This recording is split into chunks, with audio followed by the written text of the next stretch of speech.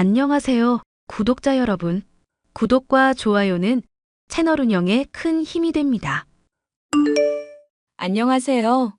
3년 전에 이혼을 경험했고 가맹점 토스트집을 운영하는 40살 독신 엄마입니다. 거지 근성 난무하던 시댁 식구들과 남편 때문에 이혼이라는 원치 않는 경험하게 되었어요. 살면서 아이 때문이라도 억지로 참고 살아보려 했지만 더 이상 인생에 도움조차 되지 않는 사람과 함께 할 수 없겠더라고요. 아이 아빠로서도 역할을 조금이라도 해냈더라면 진짜 이 악물고 버텼을 텐데 말이죠. 남자들이 결혼하면 효자로 변한다는 말 들어보셨나요? 바로 제 남편이 그랬습니다. 연애할 당시만 해도 저라면 끔뻑 죽고 저를 위해 목숨까지 내놓겠다고 호언장담하던 사람이었죠. 하지만 결혼하고 난 뒤 평소에는 얼마나 잘했는지 모르겠지만 자기 식구 챙기느라 여념 없더라고요.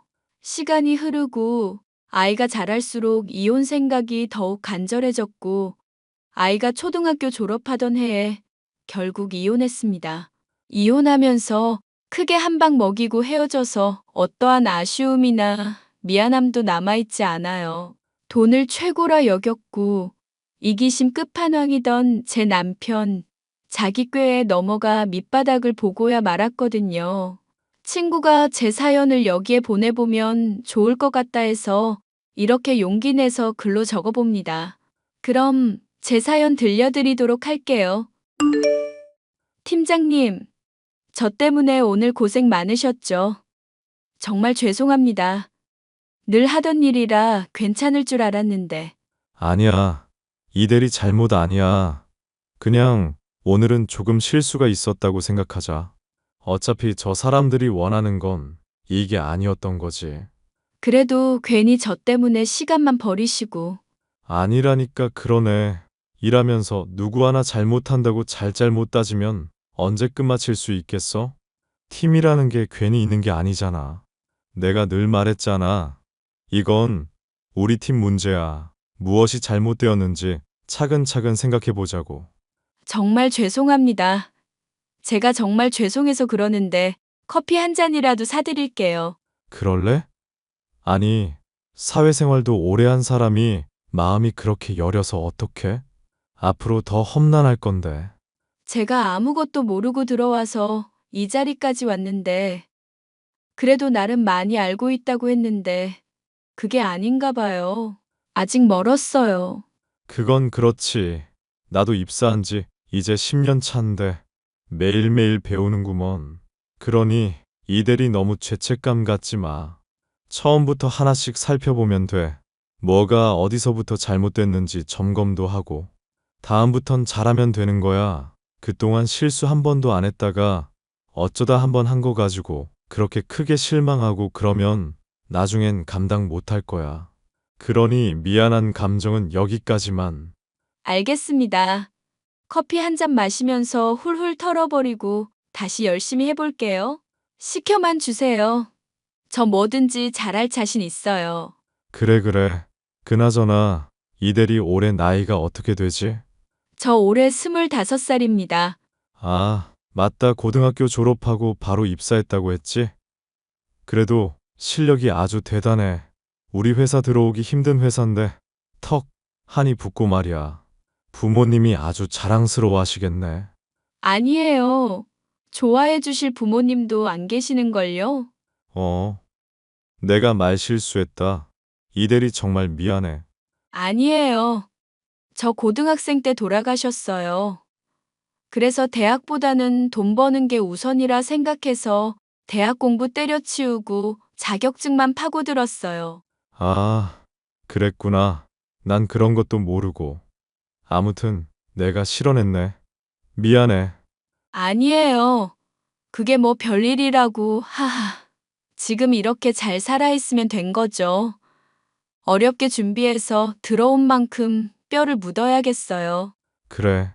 내가 힘 닿는 데까지 도와줄게. 오늘 야근해야 할 수도 있는데 가능해? 안 피곤하겠어? 네, 당연하죠.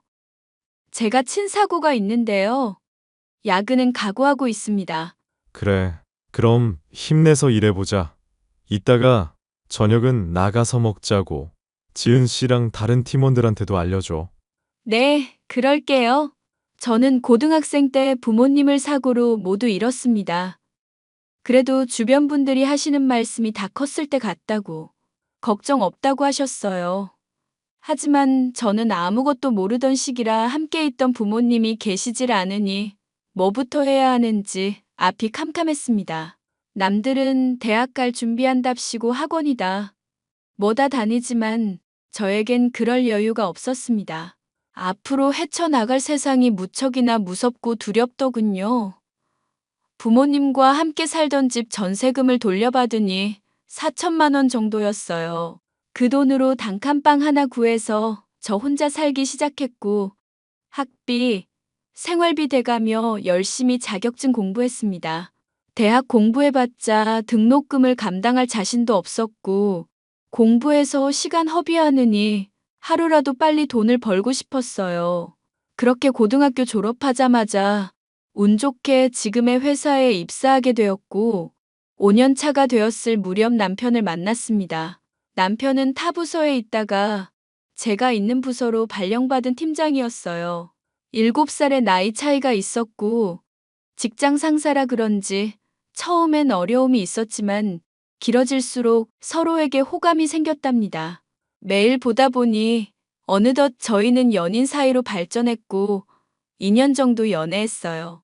그러다 둘 다 나이도 제법 있고 결혼 정년기라 자연스레 결혼에 관해 이야기를 하게 되었죠. 안녕하세요. 이민경이라고 합니다. 엄마, 내가 말했던 우리 이대리, 아니 민경이, 어때? 내가 말한 대로 예쁘지? 그래. 잘 왔다. 연애나 결혼 생각 없다는 녀석이 갑자기 결혼한다길래 누굴 만나나 궁금했는데. 잘 왔어요. 내가 음식 솜씨가 별로라서 주문을 좀 했는데 괜찮죠? 네네. 괜찮습니다. 저는 아무거나 잘 먹어요. 내가 정신이 없어서 음식을 잘 안 하기도 하고 일 봐주시던 이모님이 갑자기 관두시는 바람에. 그나저나 아가씨 싹싹하니 성격도 좋아 보이네. 일단 시장할 테니 밥부터 먹고 이야기해요. 형, 좀 의외네? 얼마 전까지는 나한테 만나는 여자 없다더니. 시끄러워 임마. 너는 병원 잘 다니고 있는 거야? 나야 뭐 그렇지. 확실히 지방에서 본원 올라오니까 바쁘긴 하다. 오늘 집에 손님 온다고 해서 일부러 당직 바꾼 거야. 아, 민경아 인사해. 내 동생인데 신촌에 있는 대학병원 알지? 거기서 근무해. 의사야. 안녕하세요. 처음 뵙겠습니다. 아이고, 이것들아, 일단은 밥부터 먹자. 나도 기다리느라 긴장 좀 했더니 배고프구나. 자, 이제 대화를 좀 해볼까? 내가 시어머니 될 사람이니 말 편하게 해도 되지? 네, 그럼요. 아가씨 부모님은 뭐 하시는 분들이야? 내가 우리 큰아들 결혼한다는데 이것저것 물어봐야 할 것 같아서. 아, 죄송하지만 저희 부모님은 두 분 다 돌아가셨어요. 고등학교 2학년 때부터 혼자 살았고요. 뭐? 그럼 왕래하는 친척이나 같이 사는 가족도 없어? 네, 아쉽게도 그렇네요. 부모님이 보육권 출신이시라서. 아, 그렇구나. 그럼 어떻게 하려고 그러는지. 모아둔 돈도 제법 있고요. 여러모로 부족하지만 예쁘게 봐주시면 감사하겠습니다. 너 좀 어떻게 된 거 아니니? 어떻게 근본도 모르는 여자를 며느리감으로 데려올 수 있어? 엄마, 그게 무슨 소리야? 사람이 앞에 있는데 대놓고 그런 소리를 하면 어떡해? 내가 생각할수록 어이가 없어서 그래. 부모 없는 것까지는 어떻게 커버한다 쳐. 근데 보육권 출신이면 말이 좀 달라지지. 우리 집안에 가당키나 하니? 이봐요, 아가씨. 내가 얼굴 좀 반반하고 싹싹해서 봐주려 했는데 근본도 모르는 주제 어디 우리 아들을 넘봐요? 네? 그게 무슨 소리세요? 엄마, 왜 그래? 사람 민망하게. 우리 집안이 얼마나 대단하다고. 난 이 결혼 승낙 못한다. 부모 없이 자랐다며. 그럼 뭘 배워왔겠니? 근본도 모르고 배운 것도 없는 며느리 들이기 싫다. 엄마, 왜 그래? 내가 좋으면 그만이라며. 민경이가 어디가 어때서 그래? 그게 민경이 때문에 벌어진 일도 아니고 단순히 그 이유로 결혼을 반대한다는 게 말이나 돼? 안 돼. 네 동생 체면도 있고 너도 장차 큰일 할 사람인데 이렇게 보잘것없는 집안이랑 엮이라고 내가 그대로 돈 줄 아니?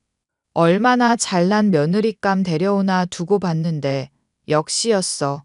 잔말 말고 너 지난번에 선보기로 했던 금강기업 손녀딸 알지? 그 애나 만나봐라. 엄마, 정말 왜 그래? 기분 좋게 대화라도 나누면 안 되는 거야? 기분 좋을 리가 있냐? 어디서 이런 걸 데려와서는. 너 내가 이러라고 금지옥엽 키웠어? 개고생해서 대학 보내고 취직시키고 다 한 거냐고. 너 이렇게 엄마 실망하게 할 거면 다 때려치워. 어머니, 제가 살면서 잘할게요. 저도 이 사람 많이 사랑하고요. 말이면 다인 줄 알아? 어휴, 당장 나가. 아가씨는 우리 집에 안 어울리는 사람이야. 좋게 말할 때 험한 꼴 보이기 싫으면 나가는 게 좋을 거야. 형, 일단 엄마 진정 좀 하게 형수님 데리고 나가. 오늘은 더 좋은 꼴 못 보일 거야. 엄마, 해도 너무하네요. 지금까지 엄마 해달라는 거 다 이뤄드리고 살았으면 결혼은 내 마음대로 하게 해줘야지. 정도껏 해야 한다는 게 있는 거야. 결혼 허락을 받으러 시댁에 인사를 드리러 갔을 땐 보기 좋게 쫓겨났습니다. 시댁은 중견기업에 다니던 남편, 의사인 시동생. 그 남자들을 뒷바라지한 자부심이 대단한 시어머니. 그러니 천의 고아인 제가 마음에 들지 않으셨겠죠. 그래도 대놓고 부모 없는 년이라며 없는 사람 취급받으니 좋지 않았습니다. 하지만 남편을 사랑하는 마음이 컸기에 쉽게 포기하고 싶지 않았어요. 무슨 용기에서인지 시어머니가 대꾸하지 않으셔도 자주 커피나 디저트라도 사서 시댁에 찾아뵙고 남편도 오랜 시간 시어머니를 설득하기 바빴어요. 그러다 저희 부부 사이에서 아이가 생겼고 시어머니는 마지못해 결혼을 허락하셨죠. 조금은 찝찝한 결혼이었지만 태어날 아이와 사랑하는 남편과 함께할 수 있음에 감사하며 앞으로 잘 지내보겠노라 다짐했답니다. 그렇게 배가 점점 불러왔고 저는 회사를 그만둬야 했어요. 집안 살림도 배우고 남편을 뒷바라지하며 육아에 힘쓰라는 시어머니의 완강한 태도 때문이었습니다. 저에게 가족이라는 울타리를 만들어준 것에 감사하며 시어머니 말씀대로 정든 회사를 떠나게 되었습니다. 아이도 출산했죠. 형수님, 진찰이 보느라 아주 힘드시죠? 요즘 몸은 어떠세요? 산후조리원도 못 가셨다고 들었는데 시간 되시면 아이 맡기고 병원에 오셔서 검진 받으세요. 도련님, 말씀만으로도 감사해요. 시간이 날지 모르겠지만 노력해 볼게요. 어머님께 진찰이 맡기기가 좀 그래서요. 정밀검사 받으려면 넉넉히 반나절은 잡아야 하는데요. 산후검진도 안 받으셨다면서요. 정 안 되면 제가 엄마한테 말해 놓을게요. 저한테 검사 받는 건 좀 그러니까 동기한테 말씀드려 놓고요. 도련님, 마음만 받을게요. 지금은 제가 어딜 나가기가 좀 그래요. 아니, 아이 낳은 지 1년이 다 돼가는데 맡길 여유가 없다는 게 말이나 돼요? 정 그러면 그냥 진찰이 데리고 오세요. 제가 진찰이 보고 형수님 검진 받으시고요. 형은 도대체 뭐 하는 건지. 그이 요즘 회사 일로 바빠요. 되게 어수선한가 보더라고요. 무슨 일 있는 건 아니고요. 그건 잘 모르겠어요. 그 사람이 도통말을 잘 안 해서. 저도 진찰이 보느라 바쁘고요.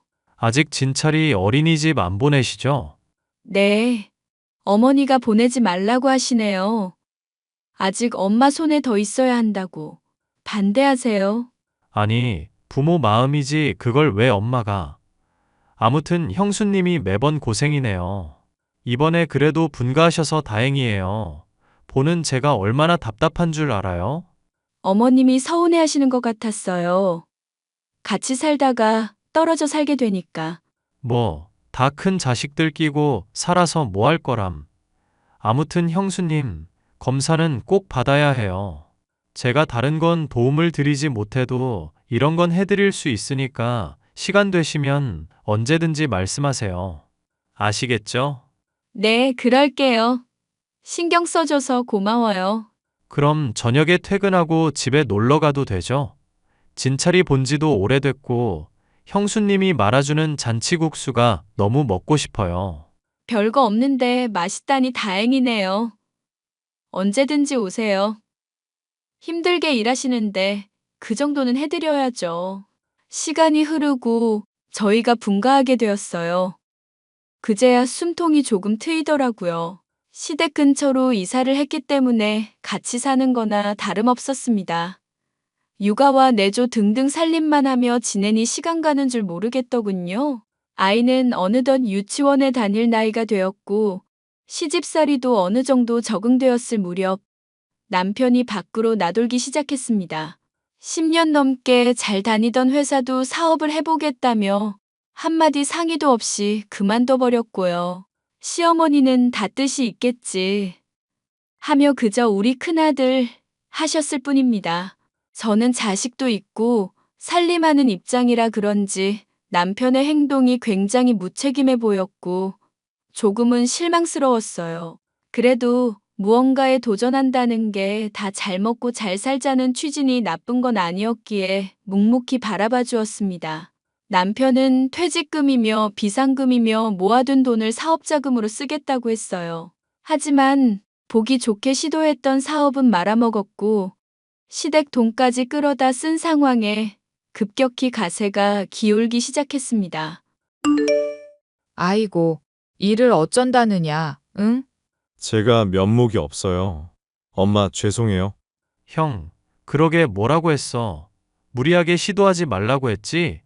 10년 넘게 회사에서 일만 하던 사람이 갑자기 무슨 사업이야? 몇십 년 준비해도 성공할까 말지한 게 사업인데 형이 무슨 재주를 부려서 그놈의 사업을 한다고. 내가 다 잘 먹고 잘 살려고 했던 거지.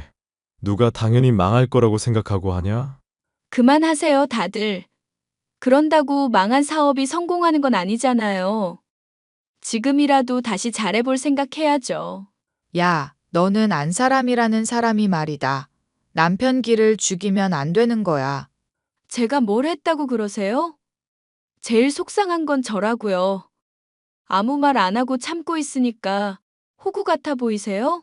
어머, 너 지금 시어머니한테 말하는 본 좀 봐라. 너는 집에서 살림만 하면서 뭘 안다고 지랄이야? 어머니, 저 이 사람이 생활비 제대로 갖다 준 거 못 봤어요. 맨날 이래저래 어머니 드린 거 모를 줄 알아요? 그래도 어떻게든 살아보겠다고 진찰이 어린이집, 유치원 보내놓고 아르바이트 다녔고, 겨우 생활비 마련했고, 손 안 벌리고 살았어요. 당신한테도 내가 면목이 없어. 그동안 너무 힘들게 해서 미안해. 말은 바로 하자. 그 빚 다 누가 갚아야 하는 건데? 일단 엄마 사는 집 경매 넘어가는 건 내가 메꿀 거야. 더 이상 집에 손 벌릴 생각하지 마. 알겠어? 도련님도 병원 차리고 장가 가시려고 돈 모으신 건데, 괜찮으시겠어요? 저 어차피 결혼 생각 없어요. 지금 이 상황에는 더더욱이요. 우선 엄마 앞으로 돼 있는 빚부터 갚고 형 앞으로 이어깃는 건 어떻게든 해결해 봐야죠. 제가 퇴직금 받은 거랑 지금까지 모아둔 돈이 조금 있어요. 2억까지는 안 되는데. 중간중간에 도련님이 알려준 주식으로 수익 본 것도 있고. 어쨌든 지금 당장 급한 건 해결할 수 있을 것 같네요. 진찰이 키우고 하려면 그 돈 쓰지 마요.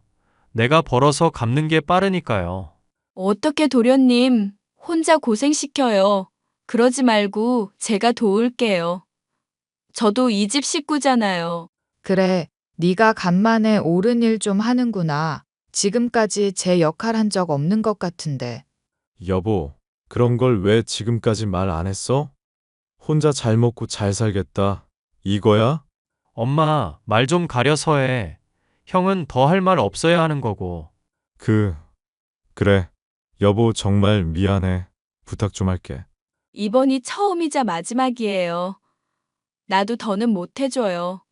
그리고 당신 막노동이든 뭐든 악착같이 일해요. 나 이 돈 그냥 못 빌려줘. 알겠어. 정말 고마워. 내가 여보 없으면 어떻게 사나 몰라. 진찰이 생각해서라도 내가 더 열심히 할게. 저는 그동안 모아두었던 돈을 모두 털어 남편의 빚을 갚아주었습니다. 물론 당장 생활할 여윳돈은 남겨두고 일을 하면서 부지런히 갚아나가야 하는 돈도 있었죠. 시동생과 제 돈을 모두 긁어모으다시피 해서 빚을 해결했고 남편은 처음 2년 정도는 미친 듯이 일만 했습니다. 하지만 형편이 조금씩 나아지기 시작하자 언제 그랬냐는 듯이 해이해진 모습을 보이더라고요. 시동생의 도움으로 시작한 주식도 계속하다 보니 재미도 있고 제 나름대로 공부도 해서 꾸준히 수익을 보고 있었습니다. 그러다 부동산에 투자를 해보기로 했고 재개발 소문이 돌던 동네에 있는 작고 낡은 빌라 하나를 구매했어요. 모든 식구에게 비밀로 했고 여전히 일을 열심히 하며 빚을 갚아나가고 있었습니다. 그러다 주식으로 크게 수익을 보았고 1억 원 정도 되는 금액이 제 수중으로 들어왔습니다. 제가 주식을 한다는 걸 알게 된 남편은 저를 예의주시하고 있었고 조금씩 제 돈에 눈독을 들이더라고요. 그러다 시동생이 결혼을 하고 싶다며 예비 동서를 데려왔어요. 참 착하고 마음씨 좋은 사람이었습니다. 모전자전이라고 했던가요? 시어머니와 남편은 정신 못 차리고 조금씩 사치를 부리는 모습을 보였습니다. 그러다 제가 이혼을 결심하게 된 계기가 발생해요. 시동생 커플이 일하는 저 대신 딸아이와 놀아준다며 놀이공원에 데리고 갔는데 웬일인지 다급하게 전화가 오는 겁니다. 형수님, 지금 당장 응급실로 오세요. 저 진찰이 데리고 가고 있는데 수진이가 갑자기 쓰러졌거든요. 짐작할 수가 없어서 가자마자 검사할 거예요. 빨리 오세요. 빨리. 무슨 일인데요? 우리 수진이한테 무슨 일 있어요? 설명은 병원에 오시면 해드릴게요. 지금 전화로 하기가 좀 그래요.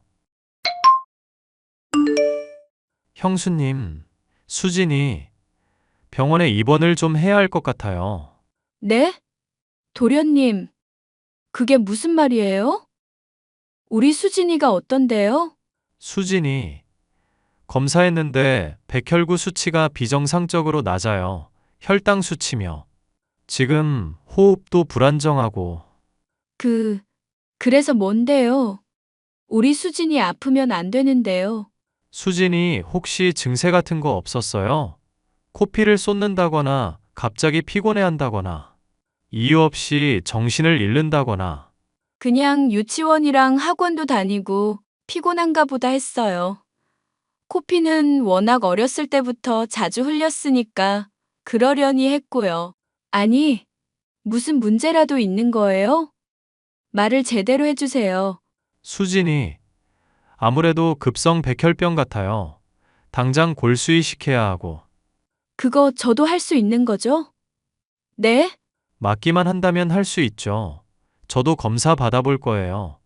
담당 의사가 저랑 친한 교수님이니까 걱정하지 마세요.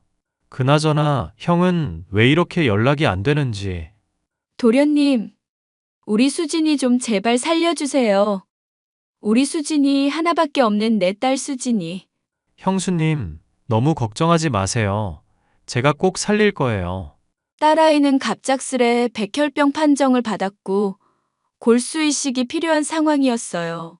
남편과는 어렵게 연락이 닿았고 꼬박 하루가 지난 뒤에야 병원으로 달려온 남편은 딸아이를 보더니 눈물을 흘리더군요. 하지만 얼마 뒤 그 눈물이 거짓 눈물이라는 사실을 알았어요. 바로 남편이 바람을 피우고 있던 겁니다. 게다가 저 모르게 사업을 해보겠다며 제3금융권에 2억이 넘는 돈을 대출받았더라고요. 일전에 빚을 갚아주면서 남편이 제게 쓴 각서가 있습니다. 다시는 돈 욕심 부리지 않고 사업하지 않겠다는 각서요. 가족에게 상처를 주는 행동을 할 시 이혼하는 것에 동의를 하기도 했고요. 그리고 남편은 저에게 충격적인 말을 건넸습니다. 그 와중에 다행인 건 딸아이와 제가 골수가 일치했고 수술도 성공적이었다는 겁니다. 예후도 좋고요.